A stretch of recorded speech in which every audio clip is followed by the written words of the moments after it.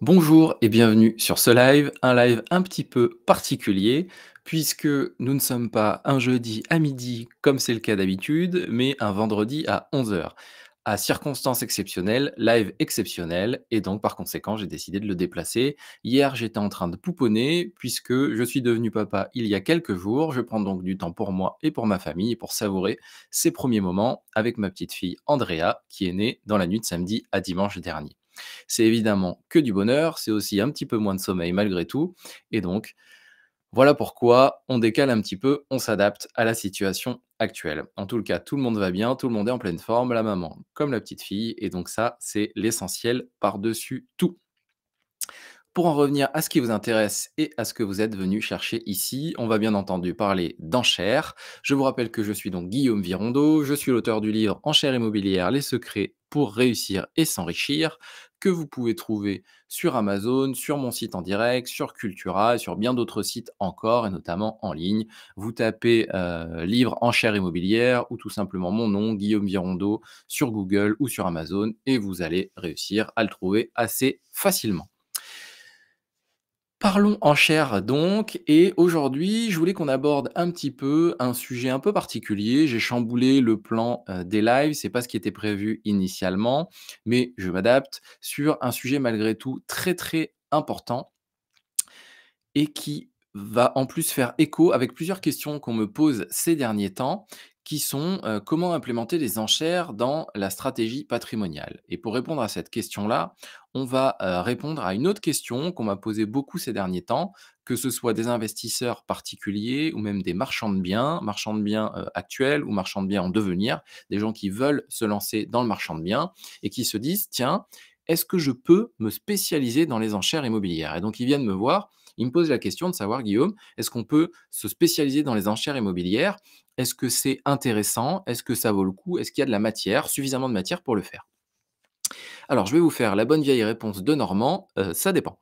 Ça dépend tout simplement et ça va dépendre de plusieurs facteurs. Ça va dépendre principalement d'ailleurs de 2 facteurs. Le premier, ça va être le secteur géographique, où vous vous trouvez et le second facteur, ça va être tout simplement votre ambition et vos besoins.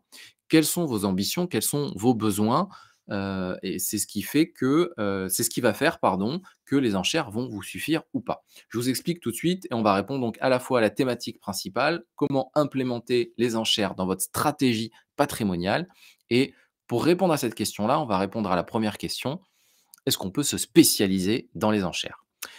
Je vous le disais, ça dépend, ça va dépendre des 2 facteurs que je vous ai donnés, secteur géographique d'un côté, ambition de l'autre et en fin de compte, ces 2 facteurs sont vraiment interdépendants, ils sont liés. Pourquoi? Par ambition et par besoin, j'entends, eh bien, de combien de biens vous allez avoir besoin pour vivre. Quelle est votre ambition en termes d'acquisition de biens à l'année? Si à l'année, vous avez besoin d'1, 2, 3 biens pour tout simplement vous, en tant qu'investisseur, c'est votre ambition d'augmenter votre patrimoine d'1 ou 2 ou 3 biens, quels que soient les biens, hein. Là, on va pas séparer, appartements, maisons, immeubles de rapport. Chacun fait selon vos moyens, selon ses moyens et vous allez vous adapter à mon propos.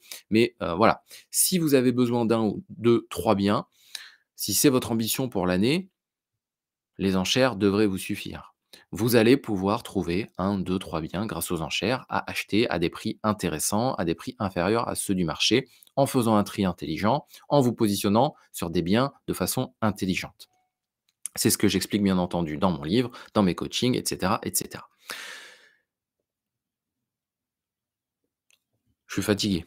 Je suis fatigué, ça vient bien moins vite que d'habitude, je suis désolé. Je m'étais noté quelques notes, ce que je fais pas toujours, mais là, je crois que je vais y jeter un œil parce qu'effectivement, j'ai pas du tout la tête à ça, beaucoup moins en tout cas. Je suis vraiment dans le perso là, dans la famille et dans la joie du moment présent, c'est vraiment particulier. Je suis moins en mode, investisseur, rendement, patrimoine, expert immobilier, là, on y est beaucoup moins. Il est loin, cette partie de moi est bien loin aujourd'hui. Donc en nombre de biens achetés et en type de biens achetés effectivement, sur votre ambition et vos besoins. 1, 2, 3 biens, je le disais, on va reprendre le fil. 1, 2, 3 biens, je le disais, ça va le faire. En revanche, si vous me dites: «Guillaume, moi, je suis marchand de biens, j'ai de gros moyens, j'ai de grosses ambitions, pour vivre, enfin, ou pour tirer les bénéfices, les rémunérations que j'entends tirer cette année, pour répondre à mes ambitions, j'ai besoin de 5, peut-être 6 biens, voire plus». Donc 6 biens, ça fait un bien acheté tous les 2 mois, peut-être plus, une dizaine de biens pour certains qui ont de gros moyens, de grosses ambitions. Puis ça va dépendre aussi de la typologie de biens. Mais voilà, 6 biens, 10 biens, ça va être compliqué à trouver sur le marché des enchères, du moins pas en termes de quantité, vous allez pouvoir les acheter, il y a les 6 biens, il y a aucun souci, il y en aura largement davantage. Mais est-ce que ce seront des biens intéressants à acheter? Est-ce que vous allez trouver des biens autant de biens intéressants à acheter en dessous du prix du marché? Ça, j'ai un doute. Et on va le lier par contre au deuxième facteur qui est, je le disais, votre secteur de recherche. Nombre de biens et secteur de recherche. Pourquoi? Parce que trouver 6 ou 10 biens, c'est tout à fait possible si vous êtes sur un ou des secteurs qui sont porteurs, sur lesquels il y a beaucoup et régulièrement des biens sur le marché des enchères. Typiquement, en région parisienne, vous avez plusieurs tribunaux qui sont concentrés sur plusieurs départements très proches les uns des autres. Et donc, marchand de biens ou investisseurs particuliers en région parisienne, vous allez pouvoir avoir accès à beaucoup plus de biens que sur certains secteurs, comme moi qui suis en secteur rural. Sur Limoges, les départements alentours. Alors, moi, j'étends mes recherches à 2, 3 heures autour, donc pour justement avoir un petit peu de matière et m'intéresser à ça. Parfois, je vais un petit peu plus loin si le jeu en vaut la chandelle et si j'ai le temps de m'intéresser à certains secteurs particulièrement. Je fais des incursions comme ça sur certains secteurs. Mais ce qu'il faut savoir sinon, c'est qu'effectivement, si vous êtes sur votre secteur habituel de recherche où il y a pas mal de biens, je pense donc à la région parisienne, je pense au sud de la France, notamment les tribunaux judiciaires de Nice et de Marseille, où il y a régulièrement pas mal de matières qui arrivent, pas mal de biens. À ce moment-là, effectivement, vous allez pouvoir répondre à l'ambition qui est la vôtre, quand bien même elle est d'acheter 6, 7, peut-être 10 biens.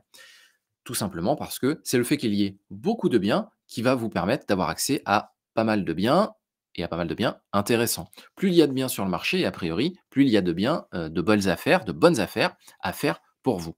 Avec effectivement, heu, les conditions habituelles, hein, le tri à faire, c'est pas l'objet du présent live.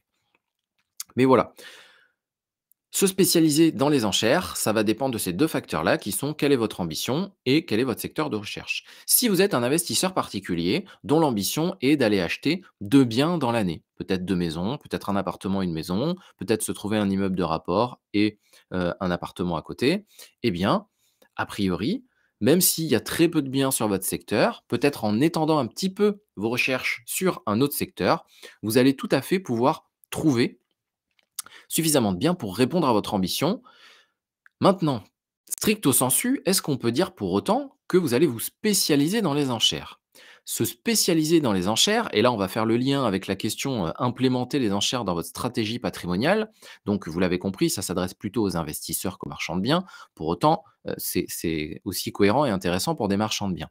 Mais se spécialiser dans les enchères, moi je trouve ça, j'allais dire aberrant, parce que pour moi se spécialiser dans un domaine, ça signifie ne s'intéresser qu'à ça, ne faire que ça. Si je suis, je sais pas, journaliste sportif, ma spécialité c'est le sport et donc j'écris des articles, je tourne des vidéos, je, m'intéresse au sport. Je vais pas écrire des articles, m'intéresser à la politique, par exemple, ou à autre chose. Donc, voilà, se spécialiser dans un domaine, c'est, laisser moins de place au reste et c'est vraiment, être, focusé à 100 dessus ou quasiment à 100 dessus et je trouve ça dommage puisqu'on le sait, l'immobilier, c'est surtout une affaire d'opportunité. Quelle que soit la source de vos biens, quel que soit, le moyen de les trouver, ce qui nous intéresse, nous, en tant qu'investisseurs, c'est d'aller trouver des biens intéressants à acheter parce qu'on va pouvoir les acheter à un prix intéressant et on va pouvoir ensuite les exploiter de façon intelligente pour en tirer des bénéfices les plus importants possibles, en ayant acquis le bien à un prix le plus petit possible, de sorte qu'on ait un investissement le plus rentable possible. Donc, se spécialiser dans les enchères signifierait pour moi se priver d'autre chose Et c'est la raison pour laquelle, moi, je ne dis pas que je suis spécialisé dans les enchères immobilières, je dis que je suis spécialiste des enchères immobilières. Puisque pour investir, tous les biens que j'ai dans mon patrimoine et que je continue d'acheter, et que je vais continuer d'acheter dans les années qui viennent, je vais sans doute pas les acheter aux enchères, et jusqu'à présent, je ne les ai pas tous achetés aux enchères. J'achète aussi par le marché traditionnel. Les enchères judiciaires, c'est très bien, mais on va en revenir à ce que j'écris, dans mon livre. Il y a un paragraphe et il y a même un chapitre qui est dédié à ça, à comment mettre en perspective les enchères avec sa politique d'investissement, avec sa stratégie d'investissement patrimonial. Eh bien, les enchères, pour moi, c'est une corde de plus à votre arc d'investisseur immobilier. C'est un outil que vous avez dans votre boîte à outils, dans votre caisse à outils d'investisseur et que vous pouvez utiliser de temps en temps, quand il y a une opportunité, quand ça vous est utile, vous êtes prêt à dégainer, vous maîtrisez ça et ça vous permet d'aller chercher des biens rentables, intéressants, et cetera, pour aller chercher une bonne rentabilité, un beau cash flow, peut-être une opération d'achat-revente comme ça, sur du one shot, même si vous n'êtes pas marchand de biens parce que, bah, c comme on le dit, c'est l'occasion qui fait le larron. Donc, il y a une vraie plus-value sur ce bien-là, parce que vous l'avez acheté vraiment à un prix très inférieur à celui du marché et donc vous allez, là-dessus dégainer et aller aux enchères. Malgré tout, ne se focalisez que sur les enchères, ne regardez que les enchères. À mon sens, c'est dommage. Je ne vais pas aller jusqu'à dire que c'est une erreur, chacun voit midi à sa porte, mais en tout cas, c'est dommage puisque c'est peut-être se priver d'autres biens qui arrivent sur le marché et qui sont intéressants. Puisque pour rappel, tout l'intérêt des enchères immobilières et des enchères immobilières judiciaires, puisque c'est bien ce dont on parle, c'est d'aller acheter des biens à un prix inférieur à celui du marché. Tous les biens aux enchères ne se vendent pas à un prix inférieur à celui du marché, mais c'est d'aller en trouver à un prix donc inférieur à celui du marché et aussi trouver des biens qui ne sont pas en vente sur le marché. Les biens qu'on trouve vendus aux enchères sont souvent des biens qui n'ont pas été présentés sur le marché de la vente traditionnelle, pardon, qui ne l'ont pas été avant et en tout cas qui ne le sont plus à l'instant où vous pouvez les acheter. Ça peut être aussi des biens tout à fait particuliers. J'ai fait une vidéo là-dessus, je vous invite à aller y jeter un œil si ça vous intéresse. Quels biens peut-on acheter aux enchères? Eh bien, heu, on peut trouver des biens qui ne sont pas sur le marché, notamment des biens à caractère spécial, à caractère particulier. Parfois des châteaux, des biens, des maisons bourgeoises, des biens tout à fait spéciaux, des immeubles de rapport bien particuliers, sur des secteurs particuliers qui ne sont pas sur, le marché traditionnel et donc c'est tout l'intérêt d'aller aux enchères. Maintenant qu'on a répondu à la première question qui était de savoir si on peut se spécialiser dans les enchères. Je vais passer sur la deuxième partie de ce live. Comment donc implémenter les enchères dans votre stratégie patrimoniale? Avoir une stratégie patrimoniale, déjà, une stratégie d'investissement immobilier, c'est très important puisque c'est, quand on sait où on va, qu'on met en place les étapes qui nous permettent d'y aller. Si vous démarrez l'année ou si vous démarrez dans l'investissement immobilier sans savoir vraiment ce que vous voulez, c'est compliqué d'aller chercher, des choses intéressantes. C'est compliqué sans objectif de mettre en place, des process, de mettre en place des choses pour aller augmenter votre patrimoine et pour aller acheter des biens. C'est parce que vous avez une ambition, parce que vous avez un objectif le plus précis possible, que vous mettez en place des choses, que vous vous bougez, que vous vous secouez, que vous mettez peut-être parfois le coup de pied aux fesses qu'il vous faut, dont vous avez besoin pour aller chercher les choses. Je vais vous parler de mon exemple à moi. L'immobilier, c'était, dans mes ambitions sur le long terme. J'ai toujours su que je voulais investir dans l'immobilier, du moins aussi loin que je me souvienne. À 18-19 ans, je savais qu'un jour j'investirais dans l'immobilier et je m'étais dit que c'est la raison pour laquelle je voulais une bonne situation. C'est ce qui m'a amené à être huissier. C'est un choix, alors pas par défaut, mais c'est un choix logique. J'avais pas de rêve, j'avais pas d'ambition particulière professionnellement parlant, du moins une fois que je vous invite à lire mon livre. Tiens, dans l'intro, c'est expliqué en détail, mais arrivé à une vingtaine d'années à la fac de droit, j'avais pas d'ambition spéciale et je me suis choisi ce métier-là, puisque ça rentrait dans un petit peu, les valeurs que j'avais, de justice, de droit, d'équité et cetera et ça me permettait d'avoir une situation, viable, sérieuse avec de bons revenus, même si ça demande beaucoup de travail, de bons revenus pour avoir une belle capacité d'emprunt, me constituer un beau patrimoine et moi ce que je voulais c'était prendre ma retraite à 50 ans, à la base. Voilà, quand j'avais 20-25 ans, mon but c'était ça et finalement ce qui était mon but à long terme dans l'immobilier, j'en avais pas fait un objectif à court terme. C'est-à-dire que je m'étais dit: «Je veux prendre ma retraite à 50 ans», mais j'avais pas mis ça en adéquation avec le fait qu'aujourd'hui, à 25 ans ou à 30 ans, il fallait que j'investisse et que j'investisse vite puisque l'immobilier ça se finance sur 20 ans et donc alors on peut aller plus vite, mais vous avez compris l'idée. En tout cas, c'était mon idée à la base. pour être libre et que mes biens soient totalement financés, que je bénéficie de mes loyers à 50 ans, il fallait que mes biens soient entièrement payés et donc il fallait pour ça que je les achète, que je les emprunte entre 25 et 30 ans pour laisser courir l'emprunt et qu'ils soient intégralement remboursés à ce moment-là. Malgré tout, je ne me suis pas bougé suffisamment vite. Il a fallu que mon fils arrive ou du moins que ma femme tombe enceinte et c'est, à l'arrivée de cette grossesse-là que j'ai pris vraiment la claque, que je me suis dit: «Mais bon sang, tu t'étais dit que tu voulais te bouger, que tu voulais investir dans l'immobilier, mais tu as rien fait concrètement. Tu as ton étude, tu bosses comme un malade pour ton étude, tu es un bon huissier, tu traites tes dossiers à jour, tu te bouges tous les jours pour ça te prend 70-80 heures semaine, mais pour toi, pour Guillaume, pour ta vision du Guillaume de dans 20 ans, 30 ans, bah, tu y es pas du tout mon gars. Tu es très, très loin de ça».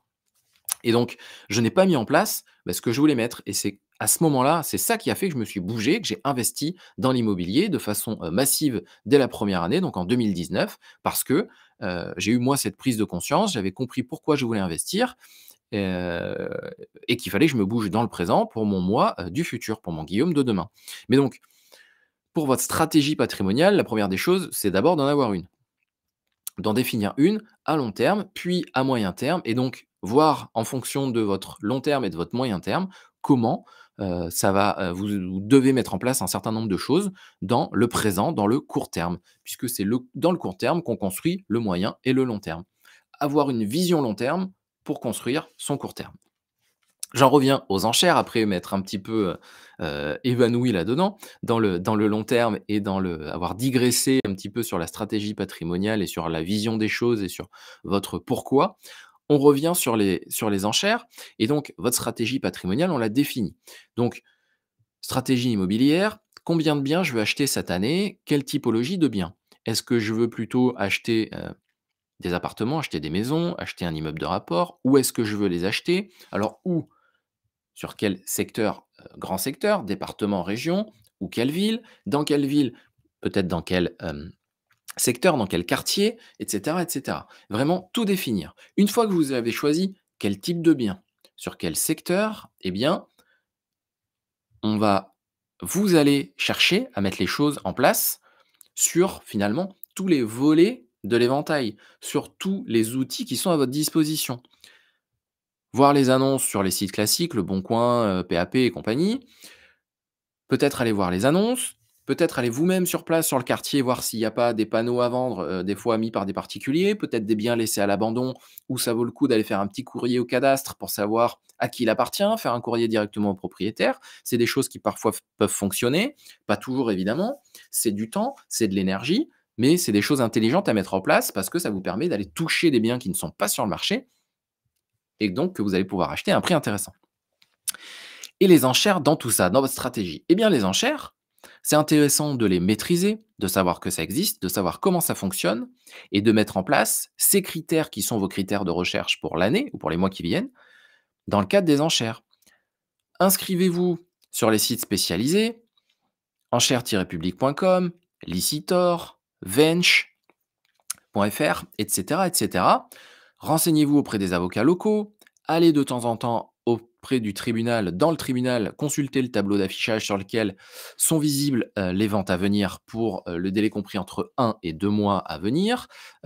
Assistez aussi peut-être parfois à certaines audiences pour voir comment ça se passe. Bref, mettez tout en place pour être prêt à faire feu à un moment donné, s'il y a un bien, puisque qui rentre dans vos critères de recherche. Puisque s'intéresser aux enchères, c'est bien, mais il faut être prêt à faire feu et il ne faut pas que ça vous demande trop de temps non plus. L'avantage des enchères avec les outils digitaux pardon, qu'on a aujourd'hui, c'est que vous avez, allez, avec Vench, leur garantie, c'est que vous avez 98% des annonces, si vous prenez l'abonnement, 98% des annonces qui sont visibles partout en France, qui sont accessibles sur ce site-là. Vous le savez, il n'y a pas de site, public qui publie sur lequel sont publiées toutes les annonces, visibles pour les enchères immobilières judiciaires. Donc ça passe par, cumuler finalement toutes les infos et tous les sites. Licitor, enchères-public.com et Vench en complément, qui est un site qui propose un abonnement payant, mais sur lequel vous avez accès à d'autres annonces qui ne sont pas pour certaines sur Licitor et sur enchères-public. Ça va vous permettre tout ça, d'avoir accès à un maximum d'infos et quand vous avez configuré vos comptes, vous êtes inscrit sur Licitor, vous avez configuré vos recherches, vous savez, vous pouvez le faire, c'est même une application mobile, ça c'est quand même très pratique. Vous configurez vos critères de recherche, sur quel secteur, quel type de bien, et cetera. Vous allez recevoir chaque semaine des notifications pour vous dire: «Il y a un nouveau bien, il y a des nouveaux biens, tant d'annonces qui rentrent dans vos critères de recherche». Ensuite, vous allez les voir, vous demandez au besoin les documents, vous allez visiter, et cetera. Je ne vous fais pas le process, c'est pas l'objet de la vidéo. Idem sur idem pardon, sur enchères-public.com. Vous vous inscrivez, vous configurez votre secteur de recherche, le type de bien que vous recherchez. Ensuite, vous serez notifié à chaque fois qu'il y aura une nouvelle annonce. Même chose sur Bench. Vous vous inscrivez à la newsletter ou sur le site, vous prenez l'abonnement au besoin, il est payant mais c'est pas cher, vous avez accès à plus d'annonces. Vous configurez votre compte, vous bornez votre recherche et les infos vont venir à vous. Il y a également d'autres, moyens, d'optimiser un petit peu votre recherche, notamment auprès des avocats sur, les barreaux locaux, certains cabinets d'avocats. Je vous explique tout ça en détail dans mon livre ou, évidemment dans mes coachings. Une fois que vous avez configuré tout ça, les informations vont venir à vous. Donc vous intéresser aux enchères, ça ne va pas vous demander beaucoup de temps. Vous allez recevoir un ou 2 mails par semaine avec les nouvelles annonces, il y en aura quelques-unes. Vous prenez, ça va vous prendre 1 heure peut-être d'aller les consulter, demander les documents aux avocats, prendre connaissance de ces documents-là et ensuite donner suite, aller plus loin peut-être, faire des simulations plus avancées, si vraiment le bien rentre dans vos critères de recherche et correspond à ce que vous recherchez vraiment. Sinon, ça ne va pas vous prendre davantage de temps. Donc finalement, vous voyez, les enchères dans votre stratégie patrimoniale, ça va être un outil comme un autre et le tout, c'est de l'avoir configuré comme il faut, de prendre un petit peu de temps au début à un moment donné, aujourd'hui peut-être ou dans le week-end qui vient, vous inscrire sur tous les sites, rentrer vos critères de recherche. Après avoir évidemment défini votre stratégie patrimoniale, alors qu'elle soit large ou extrêmement ciblée, pour configurer vos comptes du mieux possible. Vous pouvez le faire évoluer de toute façon à tout moment et donc faire venir les informations à vous, elles vont rentrer. Vous n'aurez pas à aller rechercher ensuite, à passer du temps, à aller scroller sur les sites, à aller scroller sur les annonces pour, chercher des biens qui vous intéressent. Prenez ce temps, faites-le une bonne fois pour toutes, implémentez finalement les enchères dans votre stratégie. Formez-vous, lisez mon livre, allez voir, alors je presse pour ma paroisse évidemment, mais allez voir des vidéos gratuites, allez sur YouTube, allez sur internet. Alors attention internet, j'ai vu pas mal d'articles, pas mal de blogs où il y a énormément de conneries. Pardon, je peux pas le dire autrement. Il y a des conneries, il y a tout et n'importe quoi, il y a des choses qui sont mais vraiment mais aberrantes. Dans les grandes lignes, c'est à peu près bon, il vous faut un avocat, ça se passe au tribunal, mais pour le reste, des conneries. Des conneries sur les sommes à amener en tant que dépôt de garantie, les garanties financières, des conneries sur les conditions d'achat, des conneries sur les conditions d'achat, mais vraiment, il y a des blogs où c'est tout et n'importe quoi. Donc vraiment, faites attention à ce que vous allez lire, à ce que vous allez voir. Vérifiez, croisez vos sources si vous voulez, allez chercher les infos de façon gratuite, il y a pas de souci, on est tous pareils. Je me suis formé moi avant tout gratuitement pour commencer. Il y a pas mal de choses dispo, mais vraiment faites attention à ce que vous lisez et allez vérifier. Ne vous contentez pas de lire un ou 2 articles sur les thématiques. Allez en voir un, 2 ou 3, croisez les infos. Je vous mets à disposition pas mal d'infos sur la chaîne YouTube. Ça prend du temps, hein, c'est un live par semaine. J'essaye de faire un short par semaine également en complément d'une minute pour vous amener une info pardon, ciblée sur un thème précis. Mais voilà, mais sinon, prenez le temps, d'aller acheter un livre, prenez le temps d'aller regarder des vidéos, sur YouTube, lire des articles, mais vraiment faites gaffe à ce que vous lisez. Faites très attention à ça. Je vous rappelle que je suis à votre disposition aussi. Appel gratuit, Calendly, 15 minutes, on peut se faire une visio ensemble. Alors, je suis un peu moins dispo en ce moment, mais sinon, je suis dispo chaque semaine. Vous réservez un créneau dans mon agenda et je me ferai un plaisir d'échanger avec vous sur votre stratégie patrimoniale, comment mettre en place des choses au niveau des enchères sur votre secteur, selon votre stratégie, votre profil à vous. Sinon, vous avez accès aussi à mon coaching de groupe. Il y a des sessions régulièrement, une fois par trimestre. On en rouvrira une au troisième trimestre maintenant. Et sinon, ma formation, mon programme Réussir aux enchères immobilières qui comprend plus de 4h30 de vidéos et même 6 heures maintenant puisqu'il y a toutes les masterclass accessibles en illimité. Vous avez également 3 heures de coaching individuel avec moi à utiliser en 3 fois 1 heure ou en 6 fois une demi-heure, lors desquelles je vous booste, je vous motive et surtout je fais les simulations, les études de marché avec vous. Vous bénéficiez de mon expérience d'experts immobiliers agréés pour les études de marché, pour comprendre comment fonctionne votre marché, à la fois le marché des enchères, mais aussi et surtout votre marché local, à quel prix vous devez acheter, quels travaux faire sur votre bien, comment lire les documents, comment faire vos enchères, comment faire vos simulations. Bref, on voit tout ensemble. Si ça vous intéresse, n'hésitez pas. Vous vous rendez sur mon blog gv-formation avec un s.fr. Sinon, vous tapez Guillaume Virondeau sur Internet. Vous avez accès à mes sites, à toutes les infos qui vont bien. C'est la fin de ce live. On arrive à près de 25 minutes. Je vous dis à très bientôt, je vous dis à très vite, à la semaine prochaine pour un prochain live. J'espère que celui-ci vous aura plu. N'hésitez pas à me le dire, n'hésitez pas à me laisser des commentaires pour celles et ceux qui visionneront ça sur YouTube ou sur LinkedIn ou autre. Je vous dis à très vite. Ciao.